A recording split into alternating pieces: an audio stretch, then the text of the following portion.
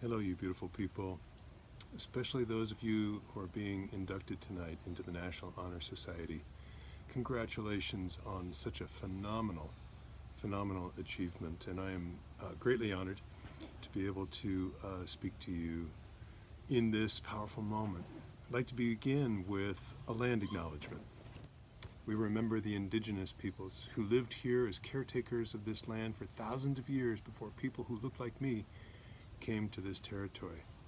We particularly acknowledge the Chinook people, on whose ancestral and unceded lands our homes and workplaces stand, as well as numerous other groups of First Peoples who lived nearby, harvesting the abundance of the Columbia River region in the Willamette Valley. The Multnomah, Cathlamet, Clackamas, Cowlitz, Tualatin, Kalapuya, Malala, and many other peoples. We pay respects to their elders, past and present. We acknowledge the native peoples who live here now and continue to care for the earth with us and other current inhabitants. Together, we will continue honoring this sacred land for as long as we draw breath. I hope that you are feeling in this moment tremendous pride, but also gratitude, deep gratitude. I think about all of the people who helped you to get to this moment. And I think about this land where Rebecca and I live, and it's harvest season. It's autumn, and we did not get the apples and the cherries and the raspberries and blueberries, the pumpkins that are growing out here, the tomatoes that we're going to have for dinner. We didn't get those on our own. We have great gratitude to offer to the chickens who live here with us and help to create the compost. We owe it to the bees who pollinated all of the plants here. So who do you want to offer gratitude to tonight? The people in your life who caretake you, who walk this journey with you. I began by greeting you as beautiful people, and it is true. I know this in the core of my being, not because I studied it, not because I read about it in any particular scripture, but rather because I know it in the core of my being. Your essence is the love that moves the sun and the other stars, as Dante said. That's who you are. And I encourage you to live out of that essence. We talk a lot about what we're going to do. You'll get to college perhaps and people will ask, well, what's your major?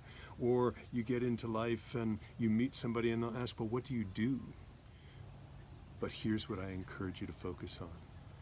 Who do you want to be?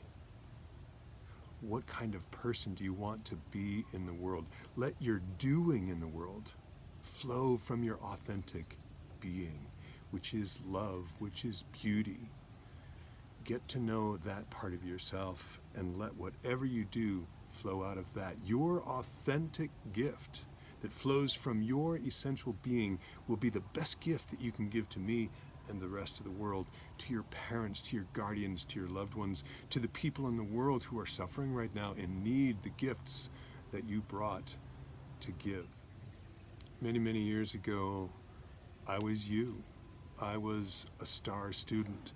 I worked hard like you did. Our great grades and our SAT scores and ACT scores, they don't guarantee us a great life. What will get that for you is learning to love out of your true self and learning to love yourself authentically.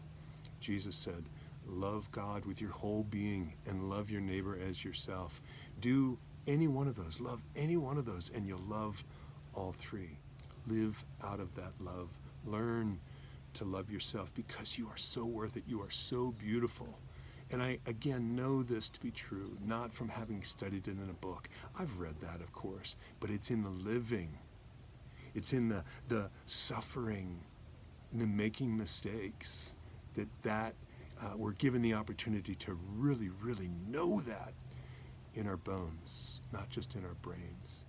There's so much that we're struggling with individually in this time of separation in our country and in our communities around numerous injustices. The people that we live near and with are telling us that they're hurting, and they're calling for people of goodwill to be of service, to help. We have the capability to take the suffering, to take the pain, and to create beauty. the ugly can be made radiant. Life coming out of death. This moment is calling forth the parts of ourselves that we've not yet explored. What is in you? What is a part of your beauty, your unique essence that you're going to give birth to in this life, that's going to help to address these injustices that we're facing, that's going to help to create beauty and goodness for the individuals that you meet, for the places that you call home. Love, the creator of the universe, the essence out of which everything flows, is your essence.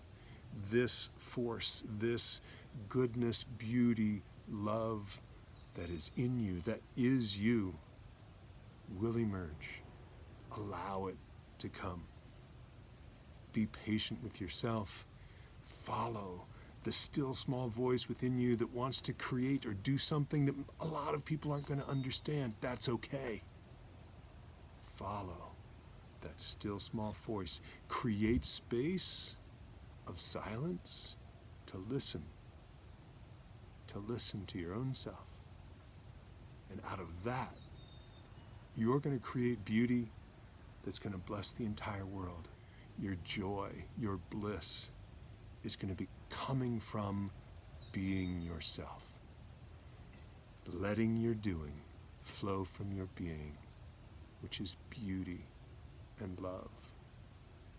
Thank you so much for the opportunity to be with you and to share these thoughts. Peace be with you on your journey. And I'm so excited to see what beauty you create and what love you do